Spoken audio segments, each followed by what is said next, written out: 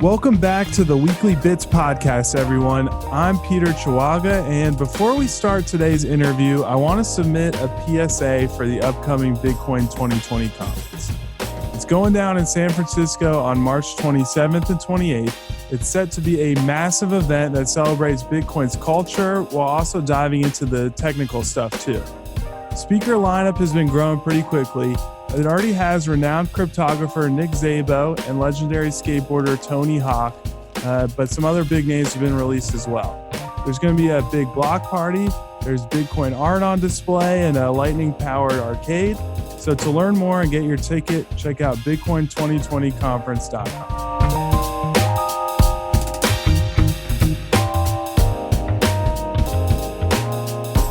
Okay, so for today's episode, I am joined by Vlad Costea.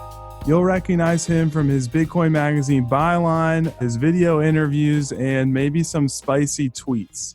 How's it going today, Vlad? Not very well with spicy tweets, but otherwise it's okay. All right, good. Maybe this gives you a break from Twitter for a little bit. Could you actually remind listeners and me where you're calling in from? I'm in Romania right now. Mm-hmm. What city? Are you trying to dox me, Peter? Not trying. Don't need a specific address, but listeners may notice you sound like you're calling in. We'll leave it at Romania if that's what you're cool with. I'm in the Bucharest area, so there are like 2 million people living in that city, so it gives me the right amount of plausible deniability. Perfect. And can you tell me a little bit about what the kind of like Bitcoin community is in Bucharest? Well, at first I thought there isn't much happening, but actually next week I'm invited to speak at an event which is called Blockchain Meeting or something. But somebody saw my articles about hardware wallets and they want me to talk about them and explain how they work. And I'm actually planning to present to them the whole concept of supply chain attacks and how they should be very careful when it comes to receiving these devices and putting too much trust into them. Because unless they check the packaging and make sure that they are intact and nobody has touched them from the moment when they left the factory, then they should be always cautious. There's a lot of bad stuff going on out there, and you can never know when an Amazon employee is very knowledgeable of this stuff and may just implant a chip in your ledger, and when you connect it to the internet, it calls home and sends the keys. Nice. So maybe a small but growing Bitcoin community there, and one that you're helping to shape in a secure and growing way. So that's awesome. But it has some big names. It has John Carvalho, who comes sometimes because he spent some time in Romania. Nice. The man behind Bit Refill. I mean, he is the best known person in Bit Refill, but otherwise, he's not the big boss. That's Sergey. Right. Well, that's awesome. Keep us posted on how that speaking engagement goes. But I've asked you on the show today to discuss your latest article for the website. It's headlined, Maintaining Transaction Privacy in the Age of Government Blockchain Analysis. Any listeners who haven't had the chance to go read that yet, you should go ahead and do that before tuning back in. But Vlad, as I told you earlier, I really feel like you did a great job with this article. You essentially took what was a kind of a brief news item, Her Majesty's Revenue and Customs, which is like a tax authority in the UK. They're offering an open contract for a tool they can use to track and identify Bitcoin transactions. You kind of took that news and you asked a much broader question, sort of about the growth of governments utilizing blockchain analysis and what that means for Bitcoiners, and particularly Bitcoiners who, want to protect their privacy, pseudonymity. So what do you feel like you learned about as an answer to that question through writing this article? Well, at first I was intimidated by the idea that governments are doing this out in the open, and they just publish offers for companies to step in and provide them the kind of tools which allow them to collect data about transactions that don't happen on exchanges, transactions that happen between people who actually run their nodes and possibly also pay attention to their privacy. Right. And they are doing this because they legitimize it through ideas of tax evasion and use of money on dark markets and stuff like that. But if you think about it, the amount of money that they're giving to this project, which is £100,000 or 131,000, that's not too much. And it's not even as much as some Bitcoiners are giving each other as a bounty to improve the privacy of Bitcoin. And if you look in history, you're going to see that Greg Maxwell established a bounty for 50 BTC to anyone who develops better privacy and does coin joins in Bitcoin. Mm-hmm. And it was actually collected last year. And if you think about it, 50 BTC is a lot of money, and £100,000 is like 8 BTC. Right. So Chainalysis companies are required to provide some kind of proprietary software that tracks and stores transactions in a database and associates them with real names. And most likely they will not do that because the amount of money is not high enough to incentivize them to provide exclusive services to the British government. So, Right. from this point of view, if you analyze the situation, you're going to see that basically, if they do manage to get one company to do this, it will not be the most competent one.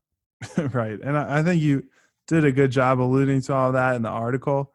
So I think putting aside the question of is this bounty program actually going to yield anything helpful to the UK government or not, which you're suggesting it probably won't. I think, but as you also said in your answer there, it's like a little bit maybe scary or kind of eye opening that this bounty even exists, and sort of to me suggests that governments and law enforcement officials are going to are looking at employing blockchain analysis more regularly maybe. Did you get that sense as well? I remember when I was in Paris last year and I spoke to a guy from Scorechain, which is a blockchain analysis company.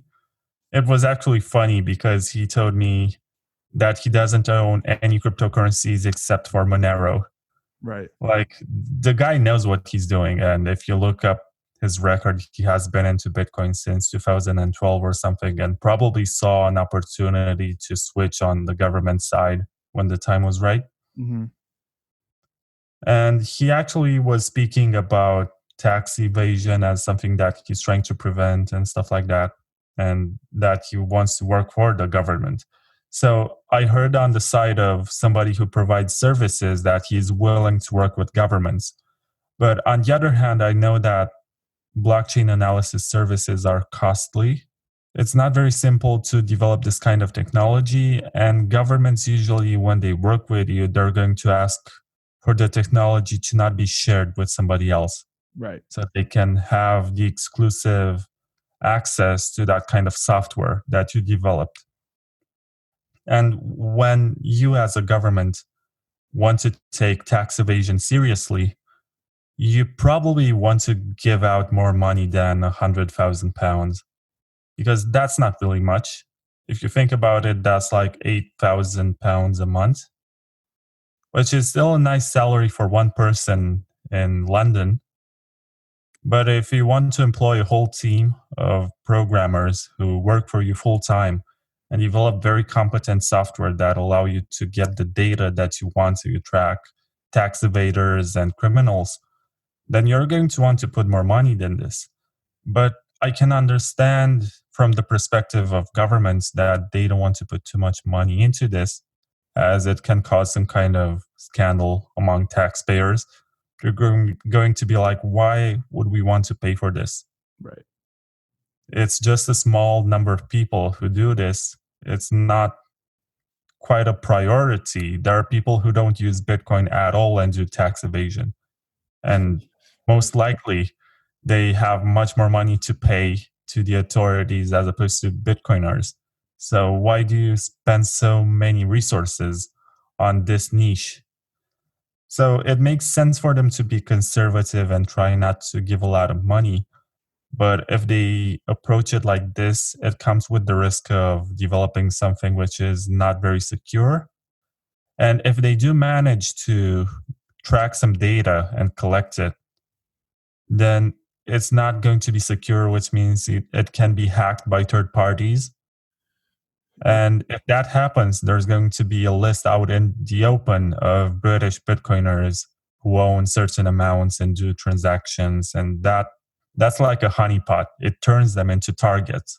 Right. And that probably, you know, I'd guess that'd be the scariest part of these type of bounty programs coming out. Partially, yes, like so that's the scary part for even legitimate Bitcoin users, I feel like. So there's some level where I can understand they want to stop tax evasion, stop, illicit uses of Bitcoin. But if they potentially lump in people who are using Bitcoin legitimately, track their transactions and create some sort of honeypot that gets hacked, I mean, that's like maybe truly the scary part. So that kind of leads into my next question too, which is you get into this and more like the second half of the article.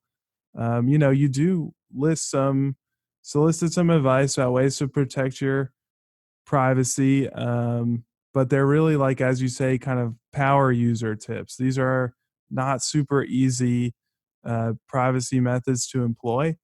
Um, and like that's kind of the scary part too is like the average bitcoiner, a casual bitcoin user, and we encourage adoption even among casual users, will not be able to employ some of the privacy tips that are probably best practice. Do you feel like those privacy methods are going to get a little bit more user friendly in the near future, Vlad? I think they are very user friendly right now if Mm-hmm. you download Wasabi Wallet. Yeah. And I'm not getting paid to promote them or anything.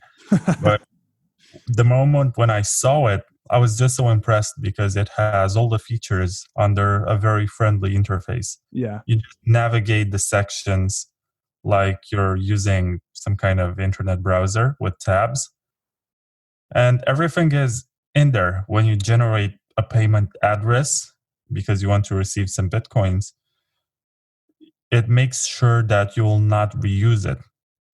So you copy it and then it disappears and you send it to whoever is about to send you bitcoins, and that's it. And if you generate another one, there will be another one. This is the best way to maintain your privacy without making mistakes. In Yeah. Bitcoin Core, for example, in the client, you can actually make the mistake of pasting an address that you used in the past. And unless you pay attention and are always cautious with this, you can mess up your privacy. And the fact that it has Tor by default, which means it conceals your IP address, that's also one of the most important features because transactions can be associated with your IP address, and the IP address is associated with your ISP, and the ISP has clear data about who you are, and even if you paid for your internet service this month. So there's that. Yeah. With your IP address, you can be tracked, and anyone, even if it's not the government, it can be somebody who just wants to extort bitcoins from you. If they Right. have that kind of information, then it can be dangerous for your own safety. Yeah. So maybe what I'm more trying to get at is I just feel like there's a hurdle encouraging the kind of Bitcoin user who buys it on Coinbase and leaves it there to the someone who's willing to take just that extra step that, as you say, it maybe isn't really that hard, but for some reason I feel like, I mean, this might just be my opinion, not enough people are doing it, and just go that extra step to utilize Wasabi Wallet. which makes some of these privacy, um, extra privacy layers like fairly easy to use. I mean, it's delicate with Coinbase. I know that it's just one example, and there are Right. lots of other exchanges that find themselves in the same situation. But Coinbase happens to have a very good record, which works in its benefit. Right. It wasn't hacked up to this point, which doesn't mean it cannot be hacked, but it just has ease of use and a good record, so people just trust it by default. And that's going to be difficult because, on one hand, if they really do have that kind of advanced security, then it's very hard for third parties to get information about how many Bitcoins you own. But on the other hand, the government can get that information whenever they want. So if you want to be absolutely private, then you'll want to move your coins out of Coinbase Right.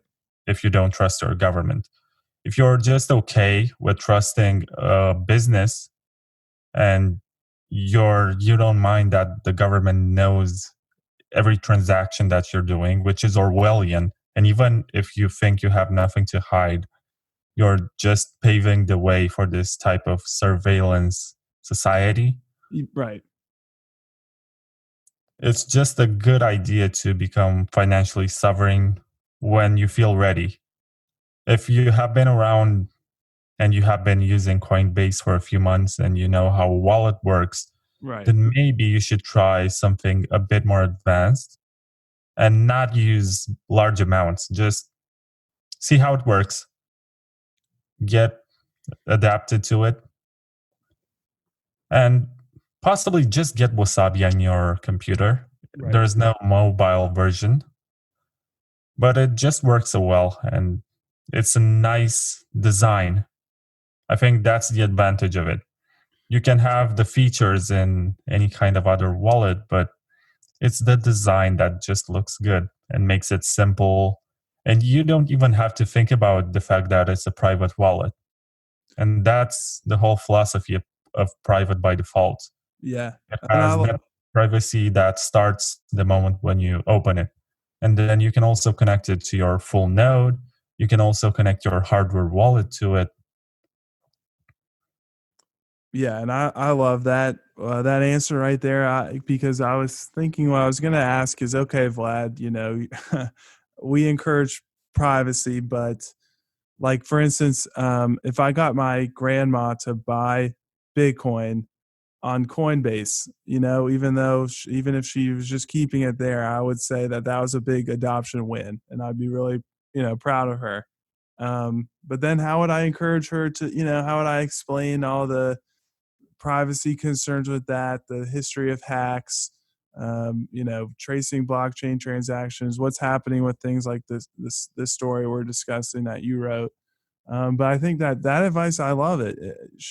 Get her on Coinbase this month, and then next month we can have another session where I maybe show her what Wasabi Wallet looks like, or start to have some of those privacy discussions. So this is probably the bias I was bringing into our conversation, but the idea that you need to get your bit, run your full node, do everything all at once to be using Bitcoin, quote unquote, like the right way, is kind of a fallacy. I feel like people really, there's cyberpunks in the space, and so many discussions about privacy, but you should learn it probably one step at a time. That's how I have learned some of the tenets of Bitcoin and like protect my own Bitcoin. And I feel like that's awesome advice. Maybe just take it a little bit slowly. Good to get your Bitcoin however is the most user friendly way in the first place. And then when you feel more comfortable with that in a little bit of time, start to add some of those privacy layers. And that might be how we get people to be using it in a more sovereign way. Yeah. I mean, it can be frightening in the beginning. Right. Just the idea that you can lose everything by your own mistake Right. and you That's have to protect yourself from yourself in the first place. exactly. It's the beauty and curse of Bitcoin, probably.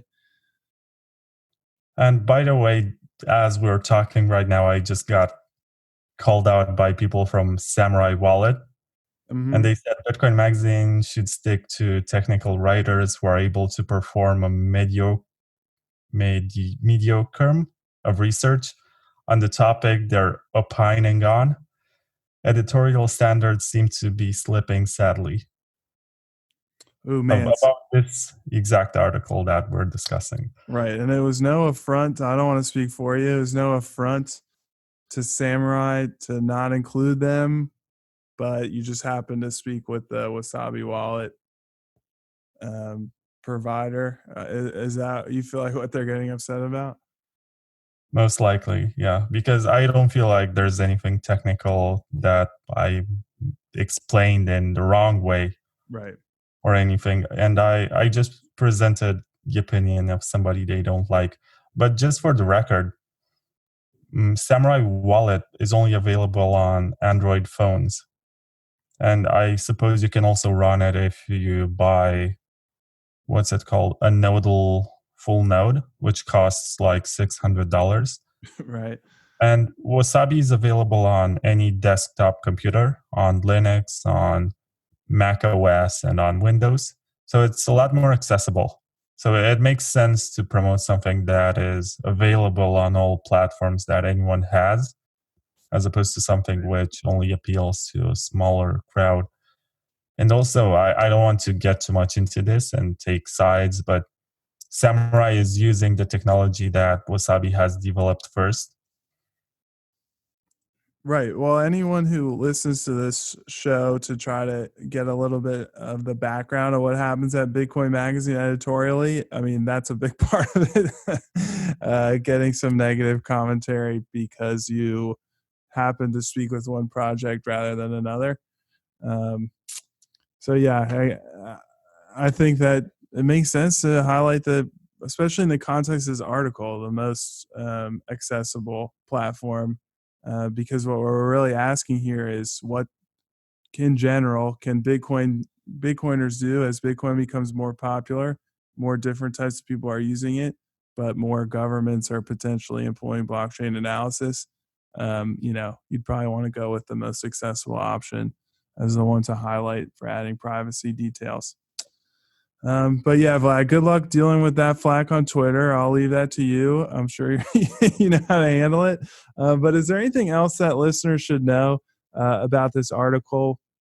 I spoke with, because this is basically the reason why the people at Samurai are upset. But I spoke with Nopara, who is the lead Mm-hmm. developer of Wasabi, Mm-hmm. and also Paul Pewey, who is the CEO and lead developer of Edge Wallet. Mm-hmm.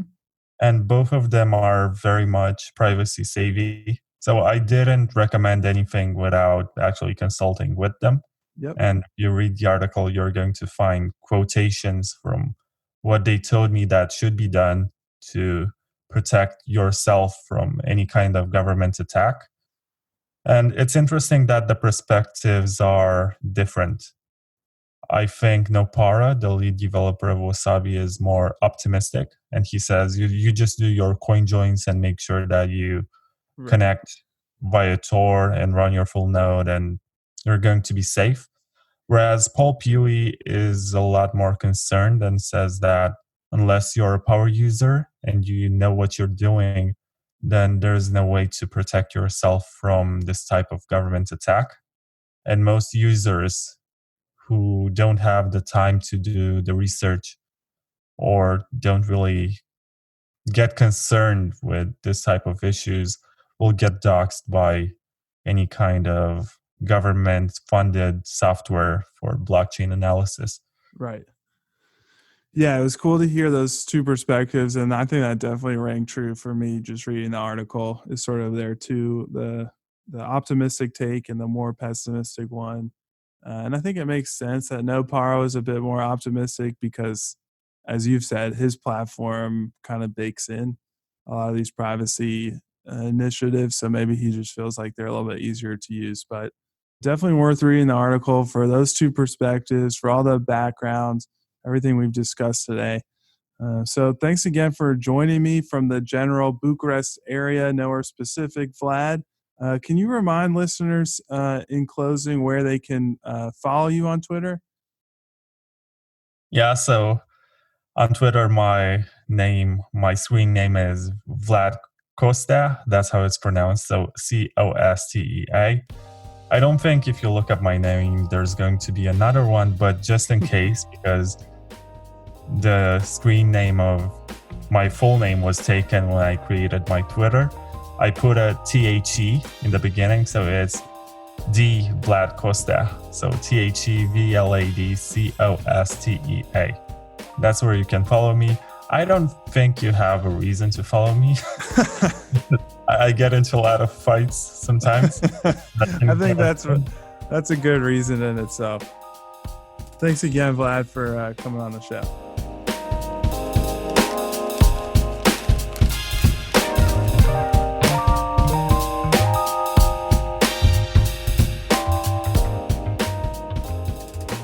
The Bitcoin Magazine Weekly Bits podcast is a BTC Media produced podcast on the Let's Talk Bitcoin network.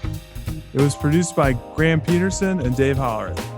You can find more engaging podcasts over at letstalkbitcoin.com, and you can follow them on Twitter at the LTB Network for all the latest episodes. Thanks for tuning in, and we'll see you next time.